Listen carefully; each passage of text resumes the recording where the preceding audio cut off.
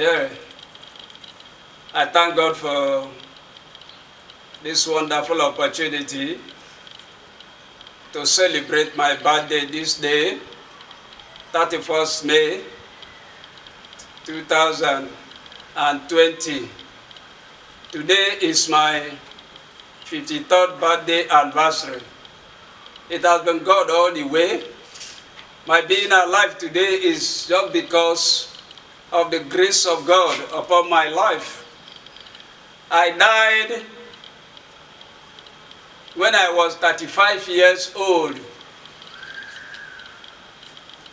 Then I just developed kidney failure, but I was not told I have kidney problem, that it was kidney failure.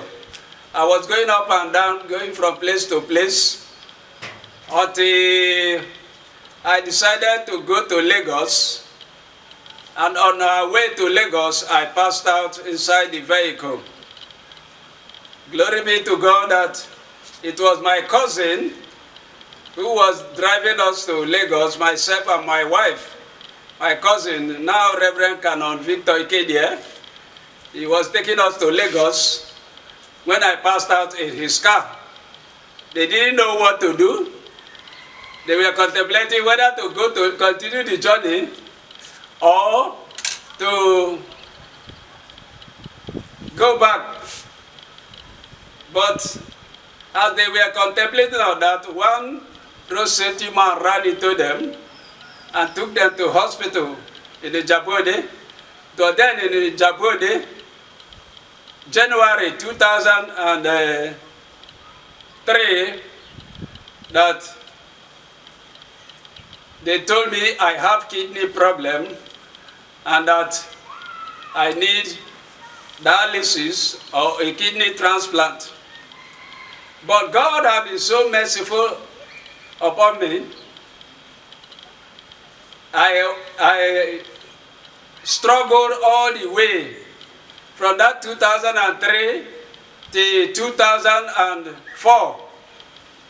By March 2004, when we had raised the money for transplant, I had done dialysis about 99 times. Dialysis is the process by which we draw blood from the body, pass it through the dialyzer, and return the blood to the sick patient's body. That's the dialysis. And God used it to sustain my life. But it came to a point, late 2003 to early 2004, before we left for India, I developed a problem. Dialysis normally costs last 3 hours. But when I enter inside the machine, in less than 1 hour, my BP will drop to 0. This didn't happen once. It didn't happen 10 times. Then I was in the hospital, Naval Medical Center, Lagos. It took the grace of God to revive me when something happens. So doing dialysis was a problem, and my condition was worsening. I had to prepare and travel to India. I thank God for today because I'm alive to share that testimony. Many people gave up on me. Somebody said that I am dead, that my wife should take me home to bury. A female doctor mentioned it in one of the hospitals in Lagos, general hospitals in Lagos, when I was sick. The lady said that my wife should take me home and bury, that I'm sick, that I'm already dead. There's no need wasting money to save my life. And that was when my wife took the decision that she will do whatever possible to make me live. She started begging for money, going from church to church in Lagos to make sure I live. The story is too long. I cannot say all at this moment. But what I am saying is that it was indeed a battle that I am alive, because I was sacrificed to the devil, and it took the grace of God and prayers to restore me back to life. When we were leaving for India, we got to the airport. The flight was cancelled. The airline had to keep us in the hotel because I didn't know anything about the kidney problem so much by then. Instead of me going back to the hospital to do another dialysis, we stayed in the hotel they provided. And after 2 days, we left Lagos. When we got to Addis Ababa, Ethiopia, I came down from the plane and wanted to enter into the bus provided to take us to the waiting lounge. As I raised my leg to enter inside the bus, I slumped. The airport authorities say that I will no longer go on to India, that they won't take me to India. I say, if you don't take me to India, then take me back to Nigeria. I'm not an Ethiopian. They said, okay, that they will go and check me in their hospital. The doctor said that it is a sign of kidney failure, that they should allow me to travel. That was how we traveled and got to India. When we were leaving, my stomach was as big as anything. I will show you the picture later. The stomach is as big as anything. That was my condition then. Many people wrote me off that I won't survive. In fact, mercy me, you will conclude that I won't see my 40th birthday. But thank God today, I'm celebrating my 53rd birthday. 3 years ago, I celebrated my 50th birthday. And I want to believe God that I will still celebrate more. It's just because of the grace God has bestowed upon me. But before we left for India, the need for a donor arose. Nobody to donate. It was my wife that decided to donate her kidney to save my life. And when we got to India, I had to undergo a series of tests. Many things happened. There were so many challenges. My life was at stake. The doctors were afraid to undertake this transplant surgery. They said I was too weak to do that.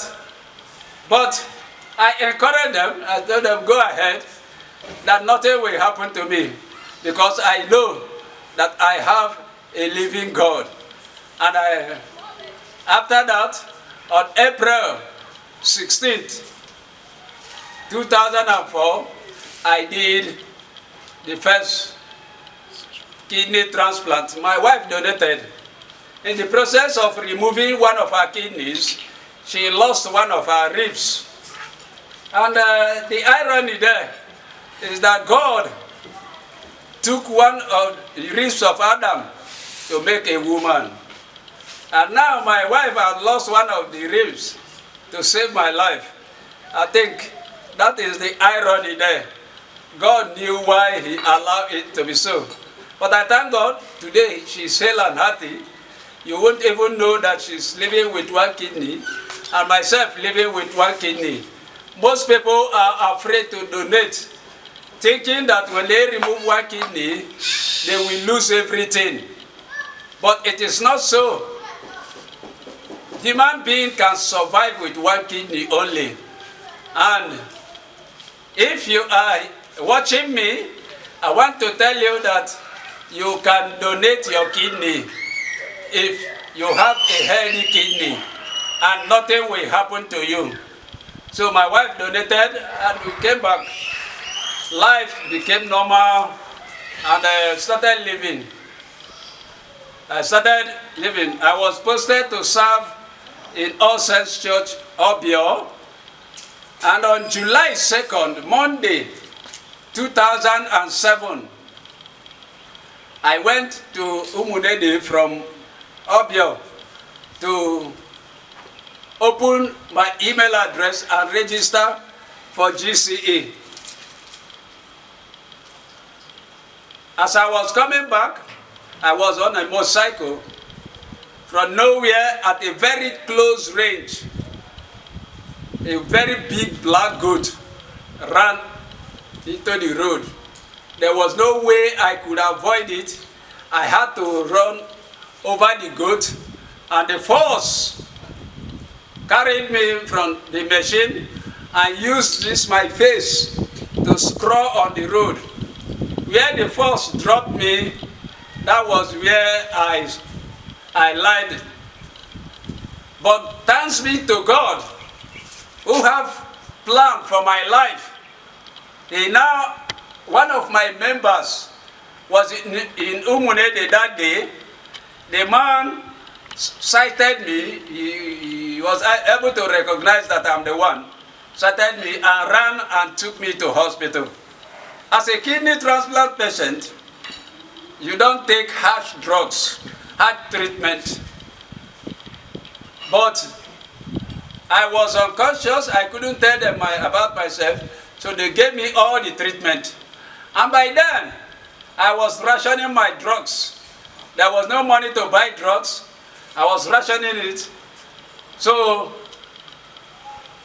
because I was not urinating, and to avoid fluid accumulating where they changed the valves of my heart, a pipe was laid at this armpit and another pipe laid at this armpit.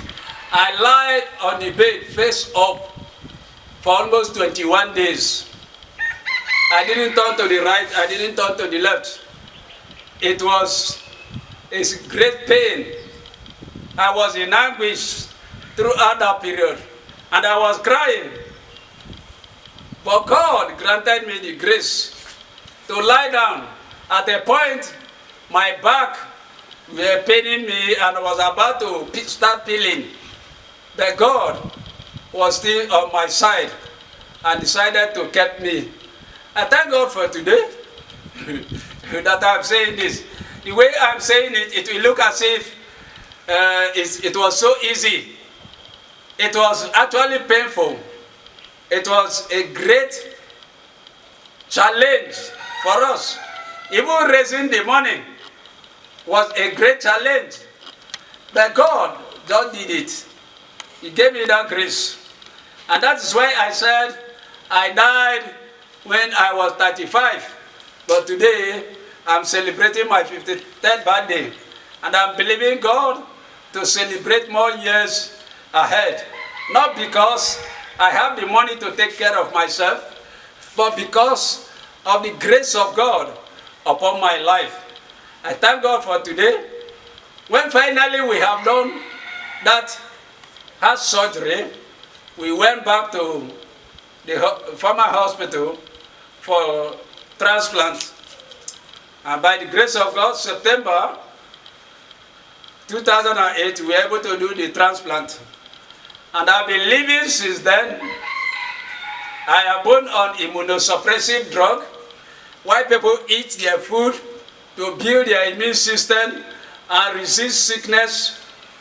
When I take my food, I also take my drug to suppress my immune system so that it will accept the foreign body, somebody's kidney.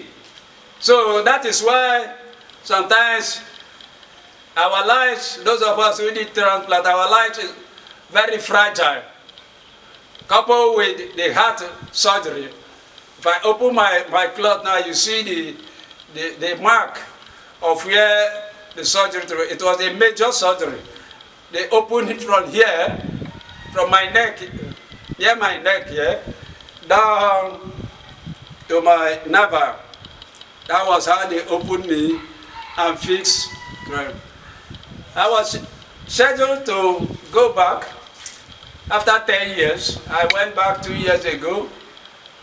My doctor said the damage is not too bad.